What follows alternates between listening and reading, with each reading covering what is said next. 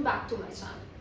So this is the last chapter of a partnership book, that is your first book, and Dissolution of Partnership Firm is your last chapter of your first book.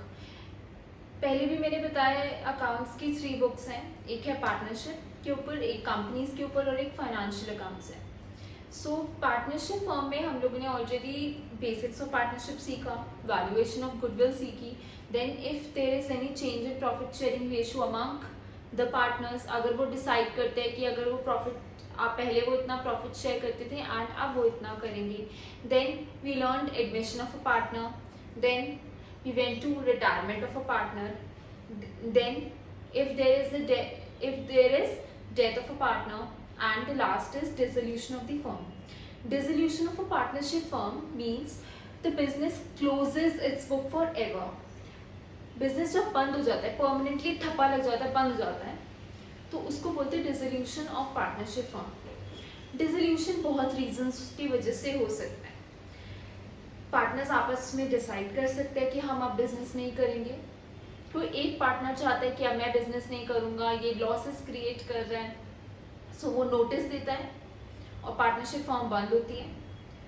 और या तो फिर court की तरफ से आता है, या म्यूचुअली डिसाइड करते हैं पार्टनर्स कि अब हम लोग बिजनेस नहीं करेंगे, या जो भी वो बिजनेस जिस पर्पज से बनाया गया था, हो सकता है वो बिजनेस, वो पार्टनरशिप फर्म एक कंस्ट्रक्शन ऑफ अ बिल्डिंग के लिए बनाया गया था. अब बिल्डिंग कंस्ट्रक्ट हो गई, काम खत्म हो गया, सो पार्टनरशिप फर्म एंड हो रही है. सो कुछ मोड्स होते हैं जिसकी वजह से डिसोल्यूशन ऑफ द फर्म होता है. ठीक है. सो ये भी जो इसमें रूल्स और ये सब होते हैं, ये सब इंडियन पार्टनरशिप एक्ट 1932 में गिवन है. ठीक है. Dissolution means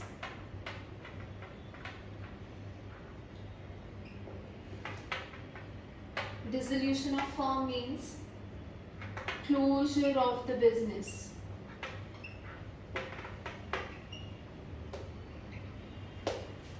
Dissolution of the firm होने के बहुत वजह से हो सकता है, रीजंस होते हैं, मोड्स होते हैं जिसकी वजह से डिसोल्यूशन होता है. एक बार हम फटाफट से देख लेते हैं कौन कौन से मोड्स होते हैं. एक म्यूचुअल अग्रीमेंट, पार्टनर्स का म्यूचुअल अग्रीमेंट होता है कि अब हम लोग अब बिजनेस नहीं करेंगे. ठीक है. या तो बिजनेस के लिए बिजनेस का टेन्योर खत्म हो जाता है एट एन इवेंट, कोई इवेंट होता है, या तो बिजनेस का टेन्योर खत्म हो जाता है, या फिर हो सकता है कोई एक पार्टनर, इसमें क्या क्या हो सकते हैं रीजंस, जो बिजनेस का टेन्योर था वो खत्म हो गया. ठीक है. या फिर बिजनेस एक पार्टनर की डेथ हो गई, उसकी वजह से वो पार्टनर बहुत ज़्यादा काम करता था, उसकी वजह से बिजनेस चल रहा था. हो सकता है उसकी डेथ हो गई, उसकी वजह से बिजनेस को बंद करना पड़ रहा है, डेथ ऑफ अ पार्टनर. ठीक है. या फिर ऐसा हो सकता है कि पार्टनर एक या एक से ज़्यादा पार्टनर क्या हो गए, इंसॉल्वेंट, उसकी वजह से भी बिजनेस को बंद किया जा सकता है. या फिर नोटिस. ठीक है. या तो नोटिस के उससे, या फिर कोर्ट भी बोल सकता है कि बंद करो बिजनेस. कोर्ट किस किस केसेस में बोलता है बिजनेस को बंद करो, जब वो अनलॉफुल हो जाता है,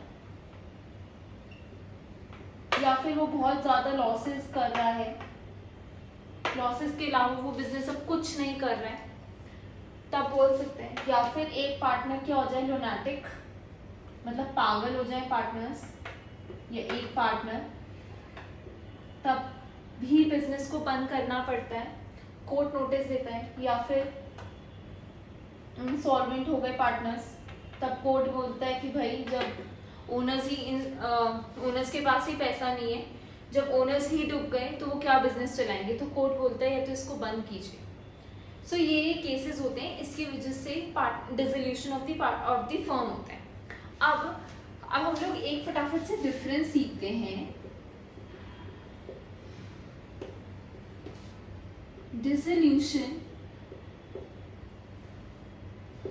ऑफ फर्म, पार्टनरशिप फर्म, या डिसोल्यूशन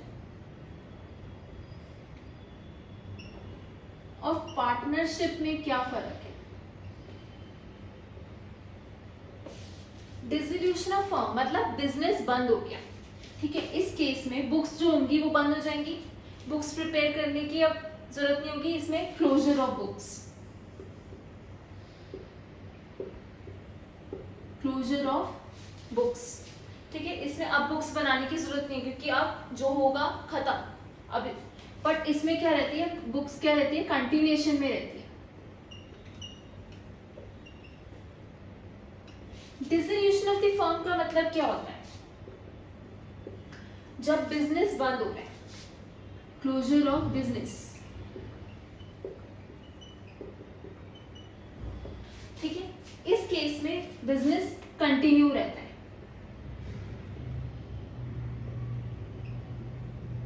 बिजनेस कंटिन्यू रहता है, पार्टनर्स नए हो सकते हैं, जैसे एडमिशन होता है तभी भी डिसोल्यूशन ऑफ पार्टनरशिप होता है, रिटायरमेंट होता है तभी भी डिसोल्यूशन ऑफ पार्टनरशिप होता है, क्योंकि पुराने पार्टनर्स जो थे उनका रिलेशन खत्म हो गया, अब नया रिलेशन फॉर्म हो रहा है, न्यू प्रॉफिट शेयरिंग रेशियो बन रहा है, तो उस केस में बिजनेस कंटिन्यू रहता है, ठीक है।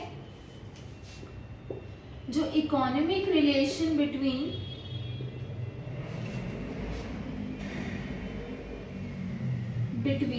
Partners come to an end, economic relation between partners come to an end. इस केस में इकोनॉमिक रिलेशन कंटिन्यू रहता है।